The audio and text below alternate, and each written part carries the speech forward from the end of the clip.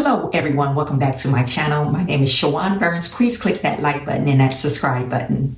Today we're going to talk about stimulus. The stimulus bill is being debated right now, and there's been some big talks about the stimulus check. We have other talks about re-upping on the EIDL program for businesses, the housing crisis that's coming soon. I think they need to pass a separate bill. They have to come up with something. If they don't do that, 28 million people could be evicted. There is a bill that they're being introduced by Representative Jesus Garcia, Democratic of Illinois, and Barbara Lee, Democratic of California.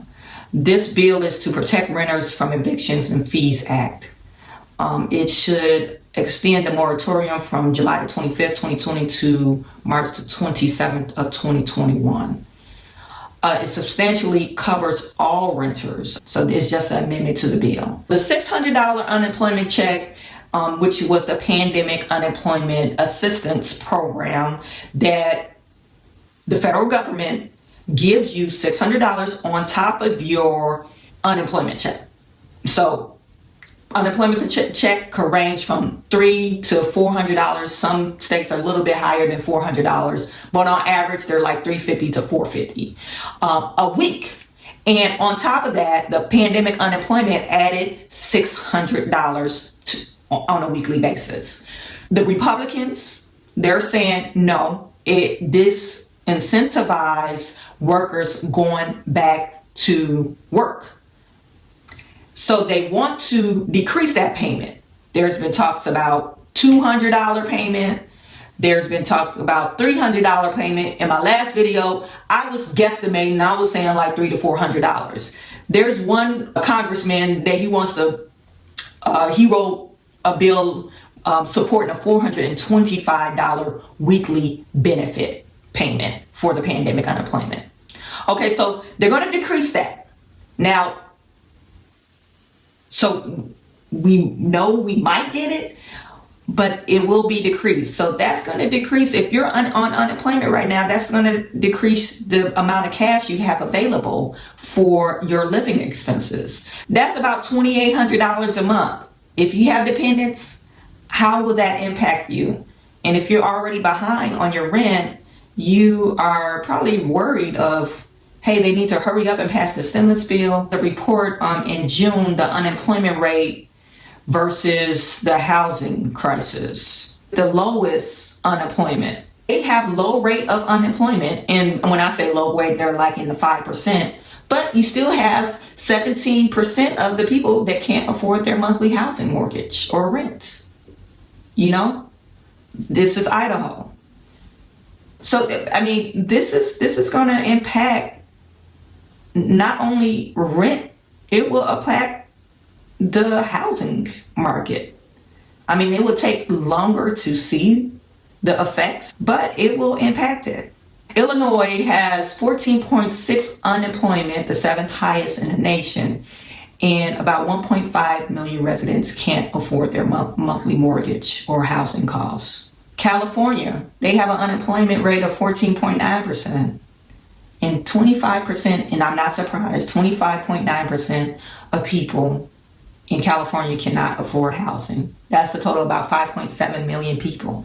Kentucky is the lowest unemployment rate. 26.3% cannot afford their housing expenses. That's ridiculous. They have the lowest unemployment rate, but you still have 25% of people can't afford it to live. This is some crazy times and some crazy stuff, and it doesn't look like unemployment and housing costs goes hand in hand, or maybe the problem already existed, you know, because of the low wage worker, because the inflation goes up, but the wages don't go up. So that is a systemic problem anyway that we have to fix. Past the unemployment, past the pandemic. I mean, it's a telling sign that people couldn't afford to live anyway. And you have 56 million workers that are low wage workers, you know, they're making $10 to $11 an hour. So this is telltale sign. If you have 4% unemployment and then you have 25% that still can't afford to live, that is not proportionate.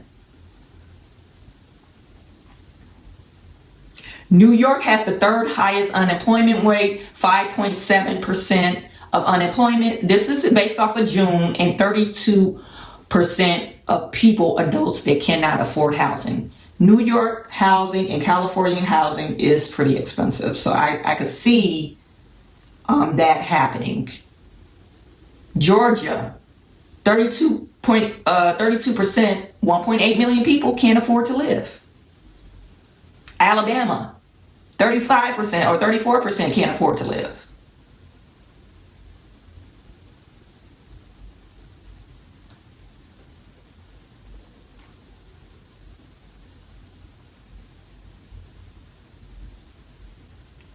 So this is, the housing crisis is looming over us, and Congress is, you know, dragging their feet with the impact. I mean, what do?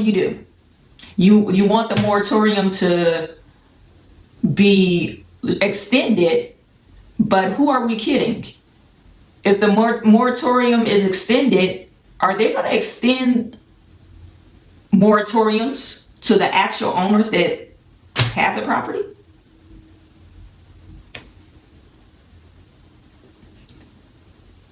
You know, because you do want for them, you say that you can't evict them, but what happens to the people that owns the property? They still have mortgages. Michigan has the sixth highest of unemployment, 14.8%, and a total of 18.4% of people, about 1 million people, can't afford their housing. They're shrinking down that unemployment, pandemic unemployment. On average, it's about 11-12% unemployment rate across the nation. The stimulus check, we won't get that till September.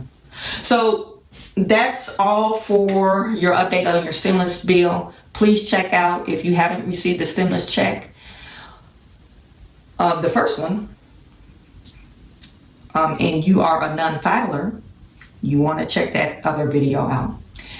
I am sending all my good to you, and I will talk to you soon.